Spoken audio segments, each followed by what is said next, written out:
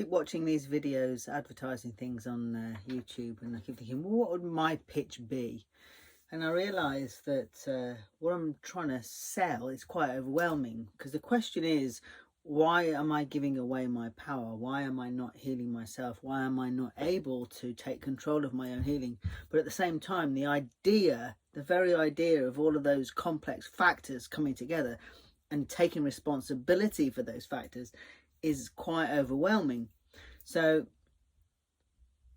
what makes it overwhelming? That's the question. Why is it so overwhelming to believe I can heal myself, or to believe that I can even have responsibility for my own health without it being of genetic factors, or being a victim of my symptoms, or being in a situation where I'm having to sort of choose two whole senses of self, if I want to have medication or I want to take responsibility and do something about it myself.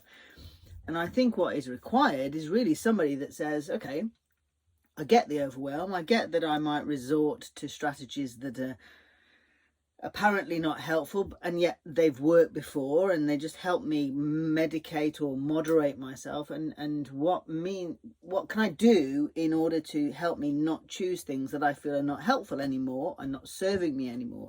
So the question is, what makes me owning my own health and embracing my capacity, my influence, my impact on my health, what makes that so difficult? We all want it. We all want to be healthy. We all want to be in charge of our own health. We all want to feel good. We all want a better quality of life. We all want to feel in control. We all want to feel that we have, there's a response to what we attempt to do, and we see the impact of that. But what makes us feel, well, it's just so much hard work, isn't it? And it's so difficult, and this happens and that happens, and I can't control this and I can't control that. And is it finances? Is it government imposed issues? Is it, what is it that's out of reach that makes my control, my personal impact on my health feel like it's out of reach?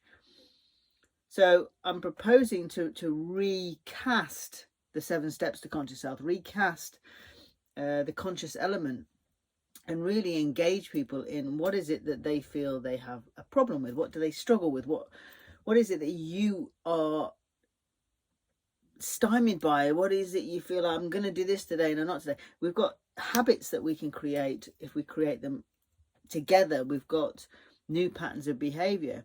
But if we don't feel that we're having an impact or that we're in control, then we're not going to sustain anything that makes a difference. So what is it that makes you feel good about yourself? What is it that makes you know yourself? What is it that makes you know that no matter what else is going on, in the center of that vortex of all of this stuff, and that story that's going on, that central signature that's yourself in the middle of it all, that quietness that is you, that quietness that connects you to everything else, how do you get there? What is it that makes you feel you're connecting to that sense of self, you're connecting to that you? Because that's where the quietness is. That's the quietness between the tick-tock of the time, as I was talking about with my husband yesterday. What is it that just makes you take a sigh and go, oh, okay, so whatever else I'm doing or whatever else is going on, I'm just breathing and pausing. Let's use that to find a way to kind of build on that and make a conscious health, make consciousness a part of our health, make our central self of being a part of how we deal with every day. So the new Conscious Health program is really about how we acknowledge what's going on and accept what's going on and appreciate the way we're responding and accept all of those nuances, and we leverage that as our skills and our resources rather than try to reject what we're doing because we might not be getting the resources. Maybe we're not using those skills in the right way anymore, and I think it's time that we started to use those skills to leverage the lifestyles and the health and the quality of life that we want. So that's my reflection on what I've been reading and researching at the moment.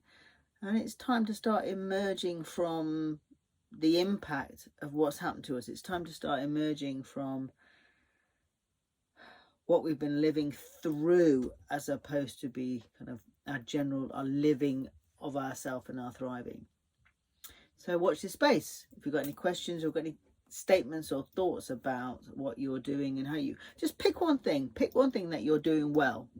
What are you doing well at the moment that helps you deal with wherever you're at right now, as a result of everything that's happened in your life, everything that you have decided good or bad, or everything that's been imposed? Just tell me one thing that is apparent to you, clear to you. Oh, I'm doing that.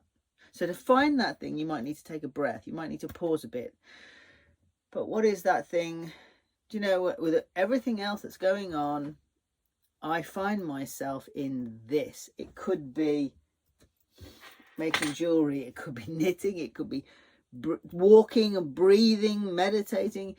It could be something that no one else is ever going to get. So let's try that. Let's share it. But what is it that you're doing that helps you feel you're getting somewhere, or at least getting back to a sense of you in the center of that vortex, that chaos that is going on around us? Because there's nothing wrong with chaos. Chaos happens, but we need to notice the patterns. Chaos and order, chaos and order, chaos and order. Nothing is static, but amidst chaos and order, there's this kind of signature running through it that is us, that is me, and that is you. So what are you doing that you can now, when you reflect, connect to, oh, there's me finding myself amidst all of this, even if it's just a way of stepping back and saying, I can't be part of this right now. What are you doing? What thing is it? What way do you connect with yourself? Let me know.